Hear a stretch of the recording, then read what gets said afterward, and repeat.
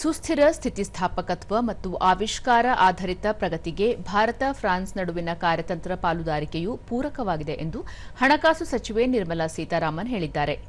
ಪ್ಯಾರಿಸ್ನಲ್ಲಿ Bharat France ವಾಣಿಜ್ಯ ದುಂಡು ಮೇಜಿನ ಸಭೆ ಉದ್ದೇಶಿಸಿ ಅವರು ತಂತ್ರಜ್ಞಾನ ಪ್ರಗತಿ, ಪೂರೈಕೆ ಸರಪಳಿಯ ವೈವಿಧ್ಯತೆ ಮತ್ತು ಜಾಗತಿಕ ಬೆಳವಣಿಗೆಗಳಿಂದ ಜಾಗತಿಕ ಆರ್ಥಿಕತೆ ಅಗಾಧ ಪರಿವರ್ತನೆ ಕಾಣುತ್ತಿದೆ ಎಂದರು.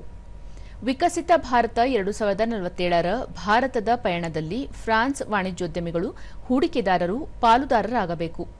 ಸಮಾನ ಸಮೃದ್ಧಿ ಹೊಂದಲು ಭಾರತ ಫ್ರಾನ್ಸ್ ಕಾರ್ಯತಂತ್ರ ಪಾಲುದಾರಿಕೆಯನ್ನು ಮತ್ತಷ್ಟು ಬಲಪಡಿಸಬೇಕಾದ ಅಗತ್ಯವಿದೆ.